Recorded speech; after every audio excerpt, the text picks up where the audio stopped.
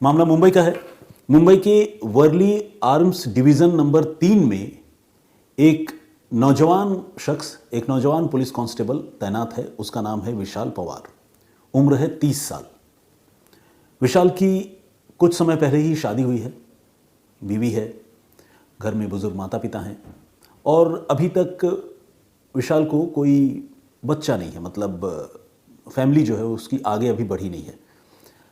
खुशहाल परिवार है, किसी तरह की कोई कमी नहीं, कोई दिक्कत नहीं। विशाल जो है बहुत मेहनती लड़का है और होता यह है कि 27 अप्रैल को, यानी पिछले महीने की बात है, वो रात के वक्त ड्यूटी जा रहा था।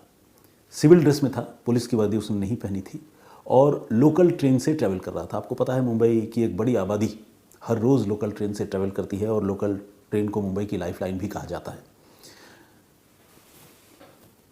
तो जब वो माटुंगा से सायन रेलवे स्टेशन के बीच एक लोकल ट्रेन में था और ट्रैवल कर रहा था, तो ट्रेन जो है काफ़ी धीमे चल रही थी और विशाल पवार अपने मोबाइल फ़ोन पर ट्रेन के फुटबोर्ड के पास, यानी ट्रेन के दरवाजे के पास खड़े होकर किसी से बात कर रहा था।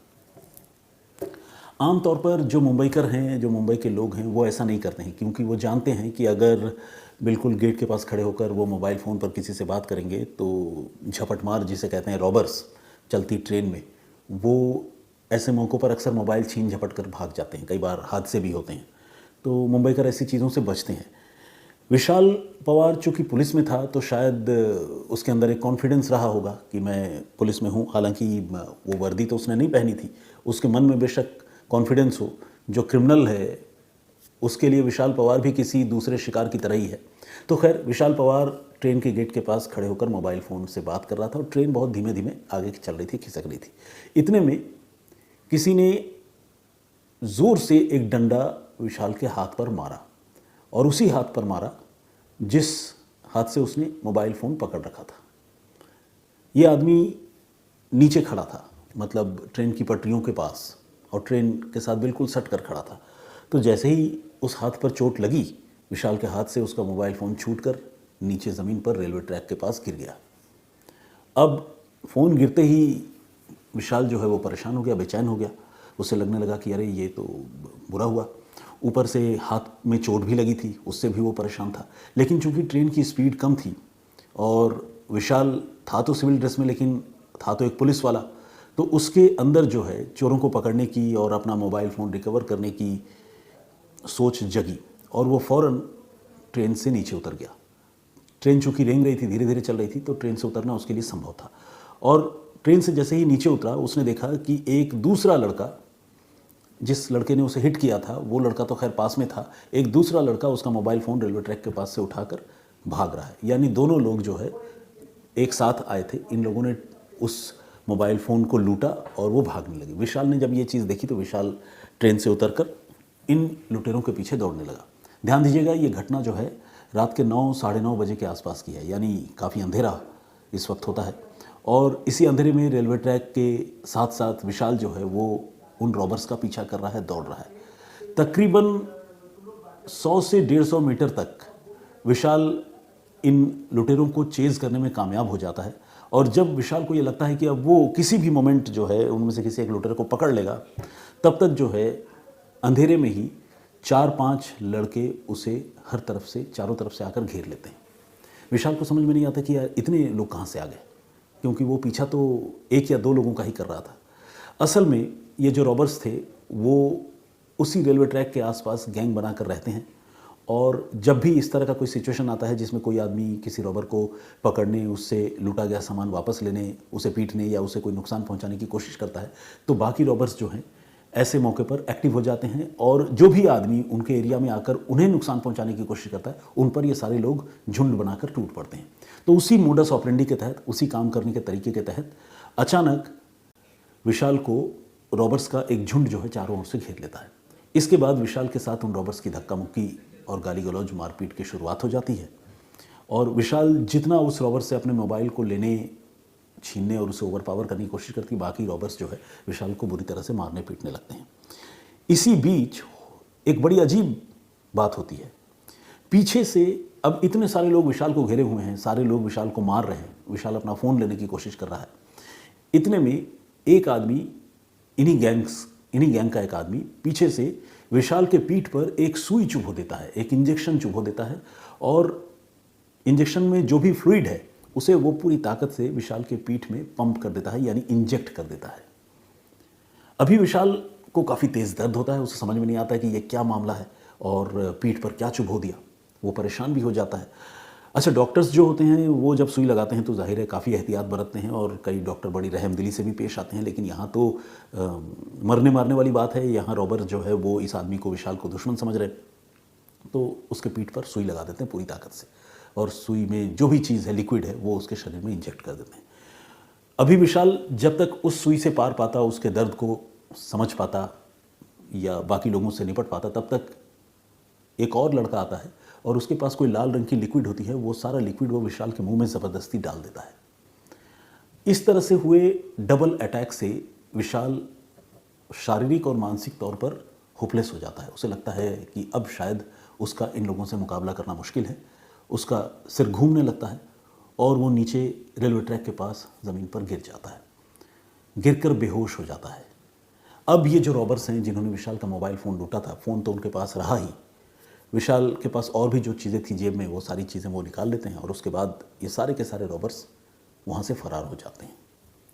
विशाल रात को बेहोश बेसुध उसी रेलवे ट्रैक पर पड़ा रहता है। पूरी रात निकल जाती है 27 अप्रैल की। 28 अप्रैल की सुबह जब सूरज की किरणें विशाल के चेहरे पर पड़ती हैं तो विशाल को होश आता है। कुछ देर के लिए उसे समझ ही नहीं आता कि वो कहाँ पर है और क्या हुआ है उसके साथ, लेकिन बाद में वो रियलाइज़ करता है, पिछले रात वाली घटना उसे याद आती है। तो फिर वो रेलवे ट्रैक से उठता है, किसी तरह से वो अपने कपड़े वपड़े झाड़ कर वहाँ खड़े होता है और वहाँ से लोगों से लिफ्ट मांग कर, कोई ऑटो या टैक्सी किराए पर लेकर वो किसी तरह अपने घर पहुँचता है और घर पहुंचकर अपने पेरेंट्स को ये सारी बातें बताता है। इत्तेफाक से विशाल की जो बीवी है वो अपने मायके गई हुई है, तो विशाल अपने पेरेंट्स के साथ ही हैं और विशाल अपने पेरेंट्स को सारी बातें बताता है। आस पड़ोस के लोगों को भी, जो भी नाते रिश्तेदार हैं, उनको इसके बारे में पता चलता है। सारे लोग विशाल को लेकर पहुंचते हैं फ़ौरन हॉस्पिटल, क्योंकि उसकी तबीयत जो है वो घर पहुंच तो गया था लेकिन ठीक नहीं थी। उसे काफ़ी तेज़ दर्द की शिकायत थी और सर भारी था, बहुत तरह के मल्टीपल प्रॉब्लम्स थे। तो उसे लेकर घर वाले हॉस्पिटल पहुंचते हैं और उसे ठाणे हॉस्पिटल में भर्ती कराया जाता है। इसके बाद 3 दिन गुजरते हैं।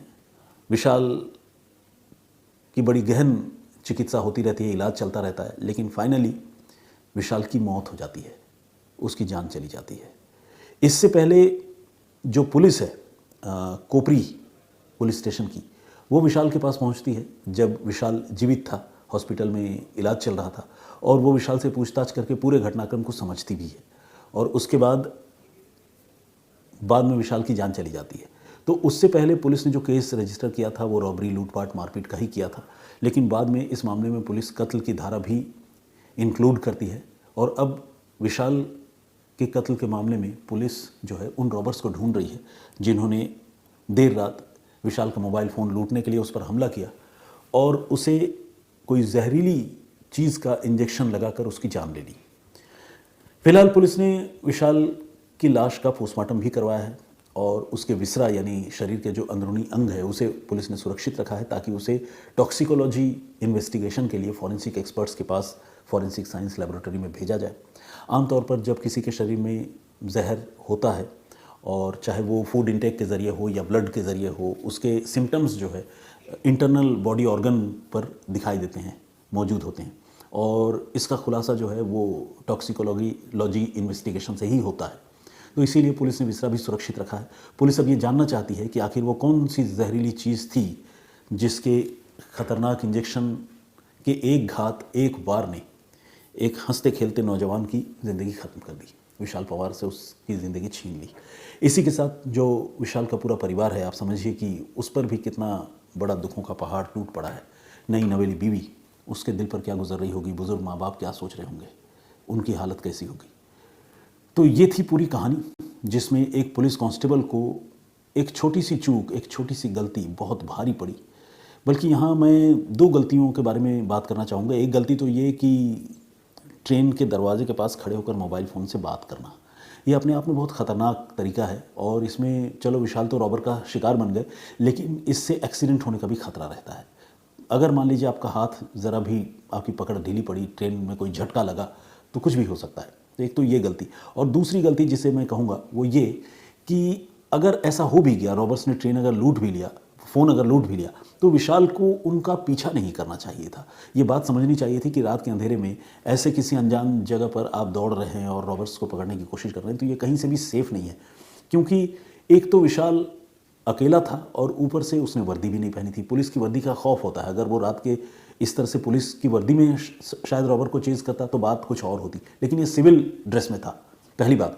और दूसरा ये कि एक अकेला पुलिस वाला भी बहुत बार जो है वो गुंडों बदमाशों के झुंड के आगे हार जाता है, क्योंकि क्रिमिनल लोग जो है वो कॉन्सिक्वेंस के बारे में, अंजाम के बारे में नहीं सोचते, वो हमला करते हैं, नुकसान पहुंचाने की कोशिश करते हैं। तो इसीलिए पुलिस वालों को भी अपनी सुरक्षा और सेफ्टी का पूरा ख्याल ज़रूर रखना चाहिए। तो ये अपने आप में बड़ी दुखद कहानी थी, जिसका इन्वेस्टिगेशन अभी होना बाकी है, उन रॉबर्ट्स का पकड़ा जाना भी बाकी है। मुंबई में आम बोलचाल की भाषा में मुंबईकर जो नशेड़ी लोग होते हैं उन्हें गर्दुल्ले और चरसुल्ले कहकर पुकारते हैं। जो चरस लेते हैं वो चरसुल्ले, और जो बाकी दूसरे किस्म के सूखे नशे करते हैं उन्हें गर्दुल्ले मुंबई में कहा जाता है। मुझे नहीं पता कि ये एग्जैक्ट मतलब, ऐसे तो बोलचाल की भाषा है, बोली का हिस्सा है ये, लेकिन ये स्लैंग है या नहीं ये मुझे नहीं पता। अगर तो ये कोई ऑब्जेक्शनेबल टर्म है, टर्मिनोलॉजी है, तो सारे मराठी मानुष और मुंबईकर मुझे माफ़ करेंगे, आप लोग भी माफ़ करेंगे। और अगर ये एक्सेप्टेबल टर्म है तो फिर यही टर्म है जो ड्रग एडिक्ट्स के लिए मुंबई में यूज़ किया जाता है। और मुंबई में जो ड्रग एडिक्ट्स होते हैं उनकी समस्या बहुत बड़ी है, और क्राइम में उनका एक बहुत बड़ा रोल है, क्योंकि नशे के लिए उन्हें रुपयों की ज़रूरत होती है, और वो किसी भी सूरत में रॉबरी करके, छीन कर, झपट कर, चुरा कर जो है अपने नशे की चीज़ें खरीदते हैं और लोगों को नुकसान पहुंचाते हैं। और जो लोग इस तरह के नशेड़ियों के आड़े आते हैं, कई बार उन्हें अपनी ज़िंदगी से हाथ भी धोना पड़ता है। तो विशाल पवार का मामला कुछ ऐसा ही है, बहुत ही दुखद और बहुत ही अफसोसनाक। जब ये नशेड़ी पकड़े जाएंगे और कोई अपडेट मुझे उससे रिलेटेड मिल पाया तो मैं आप लोगों को उसके बारे में ज़रूर बताऊंगा।